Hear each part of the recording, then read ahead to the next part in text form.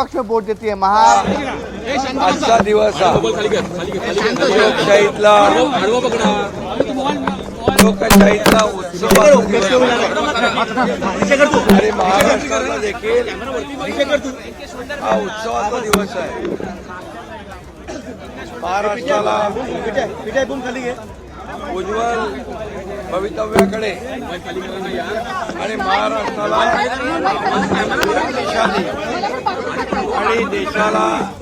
आर्थिक महासत्तेकडे घेऊन जाणारा हा उत्सव आणि म्हणून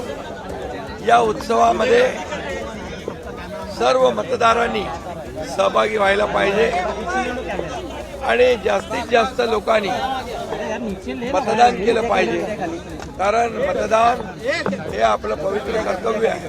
ही आपली जबाबदारी आहे आणि म्हणून ती प्रत्येक नागरिकांनी पार पाडली पाहिजे आणि या लोकशाहीच्या उत्सवामध्ये सामील झालं पाहिजे असं माझी सगळ्यांना नम्र विनंती आहे। या राज्यातला मतदानाचा टक्का जास्तीत जास्त वाढवण्यासाठी प्रत्येकाने मतदान करावं आणि लोकशाही समृद्ध आणि प्रगल्भ करावी अशा प्रकारची विनंती मी करतो। खरं म्हणजे गेल्या 5 वर्षाचा कारभार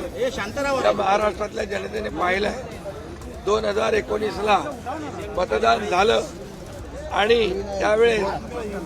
जे काही महाराष्ट्रातल्या जनतेच्या अपेक्षेच्या विरुद्ध झालं, सरकार चुकीच्या पद्धतीने सरकार तयार झालं।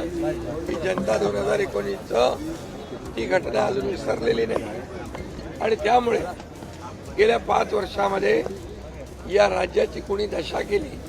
आणि या राज्याला विकासाची दिशा कोणी दाखवली हे लोकांना माहीत आहे आणि या राज्याचा केलेला विकास, या राज्यामध्ये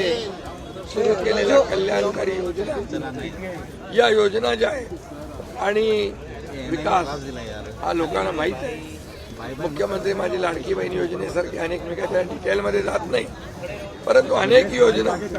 या सर्वसामान्य लाडक्या बहिणींसाठी, लाडक्या भावांसाठी, लाडक्या शेतकऱ्यांसाठी, लाडक्या कामगारांसाठी, लाडक्या ज्येष्ठांसाठी आम्ही केल्या आणि नक्कीच आम्हाला समाधान आहे की गेल्या 5 वर्षामध्ये या राज्याला पुढे नेण्यासाठी, या राज्याला विकासाकडे नेण्यासाठी, या राज्याला एक खरं म्हणजे या राज्याचा सर्वांगीण विकास आणि या राज्यातल्या सर्वसामान्य लोकांच्या जीवनामध्ये बदल घडवण्यासाठी या महाराष्ट्राला एक शक्तिशाली राज्य बनवण्यासाठी आम्ही महायुतीने प्रयत्न केलेला आहे आणि मला वाटतं या राज्यातली जनता आज समाधानी आहे। मी स्वतः समाधानी आहे। 2.5 वर्षाचा कार्यकाळ आणि आमचा 2.5 वर्षाचा कार्यकाळ हाही लोकांनी पाहिलेला आहे आणि म्हणून या आजच्या